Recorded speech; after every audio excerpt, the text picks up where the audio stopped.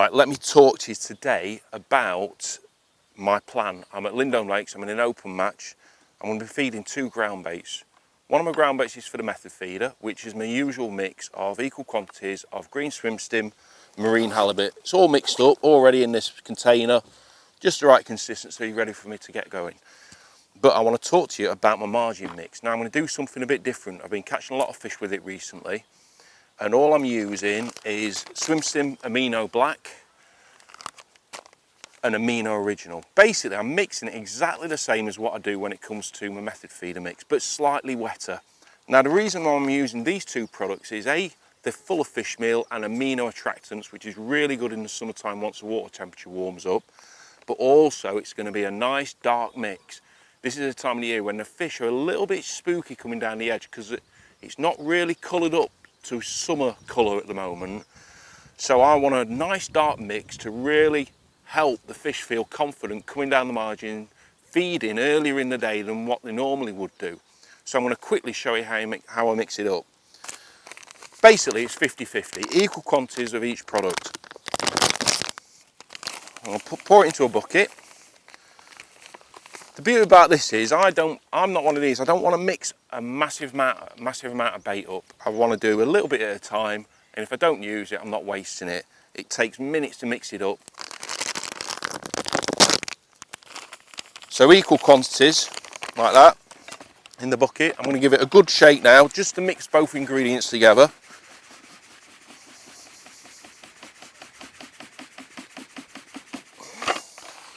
As you can see, it's a lovely dark colour already. And then we're going to gradually add some water. Now with it being a margin mix, I want it quite wet. I want all those particles to absorb that moisture. So I'm doing it quite a stodgy mix, as you can see. And already you can see it turning a lovely dark colour, like so. Now the beauty about these products is, as with all the swim stim range of ground baits, they're very heavy, which is fantastic for commercial fishing. Yes, they're creating a cloud, but the bait is getting to the bottom where we want the fish to feed, and that's really important. That reduces line bites, increases the amount of bites that you actually hit.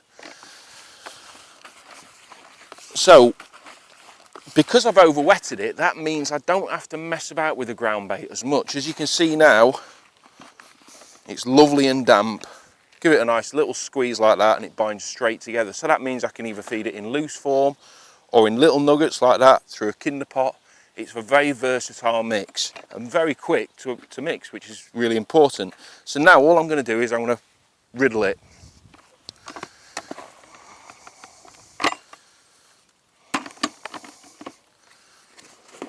So ground bait over the top. This is really important. Riddling not only adds air to your mix, but it also incorporates all those damp lumps that you will end up on the top of the riddle, making it a lovely even mix.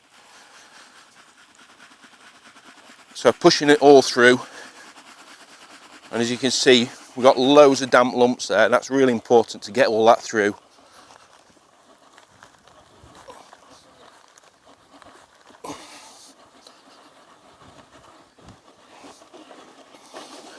Like so. Give it another shake.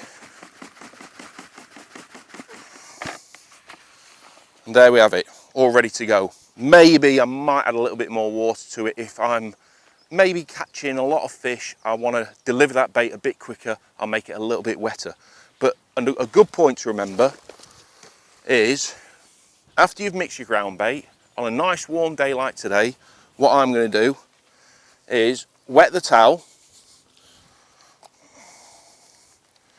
squeeze it out, and rather than actually, you see a lot of people and they lay the towel like that over the top, there's still air within the towel and the ground bait. That's going to dry your mix out.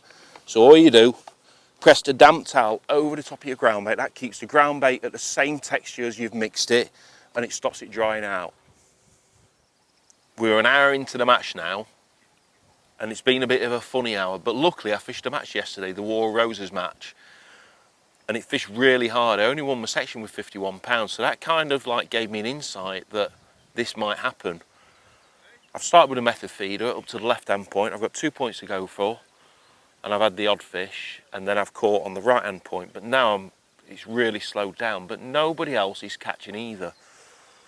I've started feeding, I've got a lovely edge line to my left here, just over the wood here next to the platform. It's only about 15-18 inches deep, and I can see fish moving about, but the fish are going into spawning mode. So it can lead you in a false sense of security, thinking that you're going to catch a lot of fish when you're not. So I'm just waiting, I'm just feeding it and trying to get them feeding. Because I think they're in a spawning mode, I've started to feed some worms down the edge, because I think that just triggers fish when they're not really interested in feeding to accept the bait. So hopefully it should get better in the second and third hour.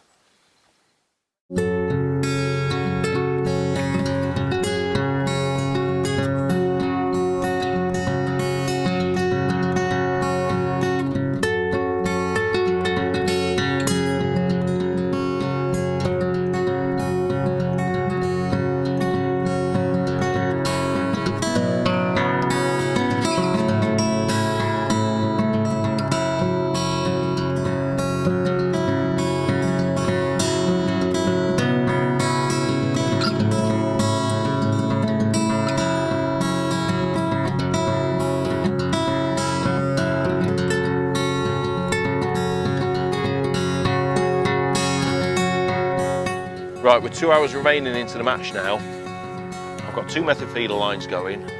As I thought, I knew it would be a bit funny where I'm having to rotate. I've got a left-hand point and a right-hand point. I'm catching the occasional fish. I'm putting fish in the net occasionally, so that's good because the lake's not fishing brilliant. But at the same time, I'm still priming my edge line. I've got a lovely wind coming this way. I'm convinced maybe in the last hour, I'll catch some big fish down the margin, so that's my plan. So I'm just plodding away. I'm just trying to put the odd fish in the net. I've got Dave Shires next to me. He's catching quite steady as well.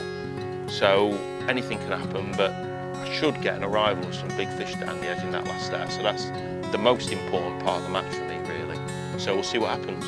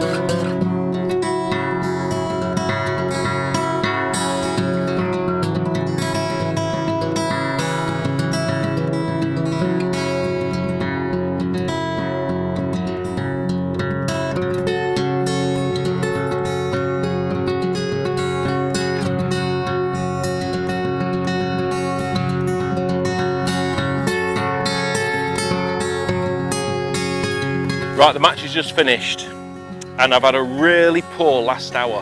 I've caught on the method, I've had to alternate, I've had to rest my lines all the time, and my edge line, it's only that deep and it's been too shallow.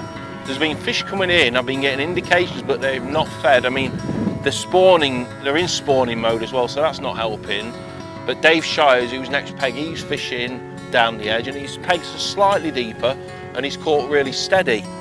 I think I've got about 120 pounds, but I think that last hour may have cost me winning the match. But it's a catch-22. I've had to rest my feeder lines to go back out and get the odd flurry of fish. So we'll see what happens at the weigh-in and see whether I've got enough.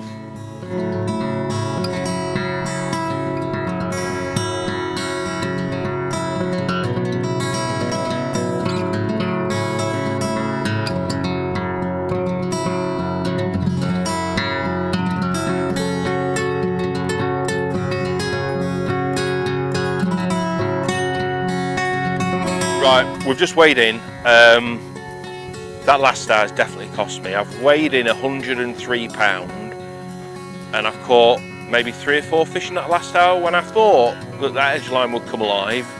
It's been a little bit too shallow, I think, but it's a catch-22. I've had to rest my feeder lines to go back on both of the points where I've been fishing up to in order to get a run of fish. So I think that last size really cost me £103. Dave Shires has just weighed 119 on the next peg, and I think he'll be first or second in the match. So yeah, you know, I've been a fantastic day's fishing, but you know when there's something wrong, and you know when your peg all of a sudden starts going a bit funny, and that's exactly what's happened today. I felt I lost touch with everything, but you know, I've got a lovely edge line. I had to give it a go because I got the wind coming into it. Dave Shires is catching down the edge, but it was a bit too shallow my peg, and I think that's the main reason why they were reluctant to come and feed down the margins in my swim. So great day's fishing though, really enjoyed it.